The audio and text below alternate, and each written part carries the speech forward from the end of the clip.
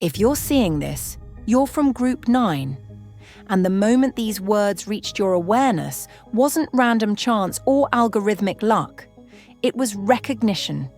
Your soul calling to itself across the noise of a world that suddenly feels too small, too shallow, too predictable for what's stirring inside you right now. Group 9 represents something most people will never understand. You are the completion seekers. The ones who have walked so far into your own story that you've begun to see the patterns, the cycles, the endless repetitions that once felt like progress but now feel like prison walls. You've reached that peculiar place where everything familiar starts to feel foreign, where the life you built so carefully begins to crumble not from external forces, but from an internal knowing that whispers quietly but persistently. This isn't working anymore. You know that feeling, don't you? The one that's been growing stronger these past months. That strange detachment from things that used to matter. Conversations that once energized you now drain you. Goals that used to pull you forward now feel hollow when you imagine achieving them. Relationships that once provided comfort now feel like performances you're too tired to maintain. Most people panic when this happens. They assume something is broken, that they're falling behind or losing their way. They fight against the dissolution. But you're different. Somewhere this isn't breakdown deep inside you sense. It's breakthrough disguised as endings.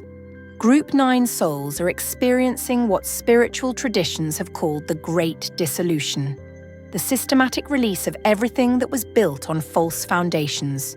Your career that impressed others but starved your spirit, your social circle that kept you busy but left you feeling unseen, your habits and routines that provided structure but numbed your authentic impulses. All of it beginning to fall away not because you're failing, but because you're finally ready to succeed at being yourself. This phase feels like death because in many ways, it is. The death of the version of you that tried so hard to fit into spaces too small for your expanding consciousness. The death of the part that sought approval from people who could never truly see you. The death of the inner critic that convinced you safety lived in sameness, that growth was dangerous, that your deepest longings were somehow selfish or unrealistic. But here's what makes Group 9 extraordinary. You're not afraid of this death. Oh, you might feel sadness, confusion, even grief for what you're leaving behind. But beneath all of that is something steady and sure. An inner knowing that this dissolution is sacred work. That you're not losing yourself. You're finding yourself by releasing everything that was never really you to begin with. You've started noticing things others miss. The way people speak words they don't mean. How much energy gets wasted on trivial concerns. The difference between what someone says they want and what they actually choose. Your tolerance for superficial interactions has plummeted while your hunger for meaningful connection has intensified. You'd rather sit alone in authentic silence than surround yourself with noise that doesn't nourish your soul. This isn't antisocial behavior. It's evolutionary behavior. Your system is recalibrating to operate on frequencies that most people haven't accessed yet. You're developing what could be called spiritual discernment, the ability to sense what serves your growth and what merely serves your comfort, what expands your consciousness and what contracts it, what aligns with your truth and what asks you to betray it. The old you might have worried about disappointing others, about being seen as difficult or too intense. But Group 9 consciousness brings a different kind of strength. The strength to honor your inner landscape even when the external world doesn't understand it. To choose authenticity over acceptance. To trust your own knowing even when it contradicts popular wisdom. You're discovering that solitude isn't loneliness. It's sanctuary. The quiet spaces between the chaos where you can finally hear your own voice clearly. Where you can feel the subtle guidance that's always been there but was drowned out by the constant need to please, to perform, to prove your worth to people who were never qualified to judge it anyway. Something profound is shifting in your relationship with time itself. The urgency that used to drive you is being replaced by a deeper rhythm. You're learning to trust timing that operates beyond human schedules. To recognize that some things must end completely before new things can begin. That rushing the process only delays the transformation. Group 9 souls are being prepared for something specific. You're learning to navigate by internal compass rather than external validation.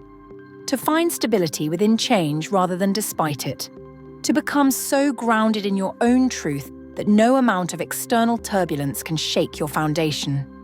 The world needs people who have walked through this dissolution and emerged with their integrity intact, who have faced the void and discovered it wasn't empty at all, but full of infinite possibility, who have learned that endings aren't punishments, but preparations for beginnings so beautiful they couldn't have been imagined from inside the old life.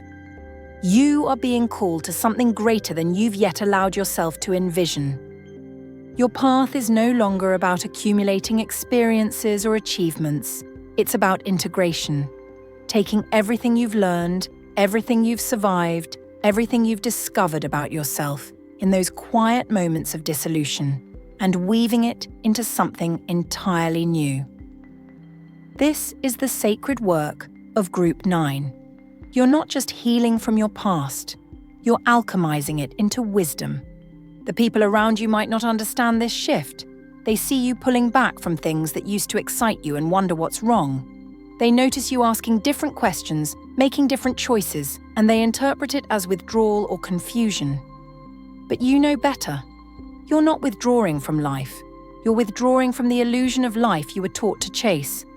There's a quieter intelligence operating in you now. One that doesn't need to explain itself or justify its choices. You find yourself saying no to invitations that would have thrilled you months ago, not from depression or antisocial tendencies, but from a deeper knowing that your energy is precious and should be invested consciously. You're learning the difference between being alone and being lonely, between solitude and isolation. Group 9 consciousness brings a particular gift, the ability to be fully present without needing to control outcomes. You're discovering that peace isn't found in having everything figured out, but in becoming comfortable with the unknown, in trusting that your life is unfolding exactly as it needs to, even when the plot doesn't make sense from where you're standing. This trust isn't blind faith, it's earned wisdom. You've walked through enough dark valleys to know that morning always comes. You've survived enough endings to recognize them as doorways. You've felt enough pain to understand that it's not punishment, but preparation for a capacity to hold more joy than you previously thought possible. So here you are, Group 9, at the completion of one chapter and the beginning of something unprecedented. Your journey through dissolution wasn't random suffering. It was sacred preparation for a life that operates by entirely different principles. Trust the timing of this message finding you. Trust the wisdom you've earned through everything you've released. You're not at the end. You're standing at the threshold of your new life,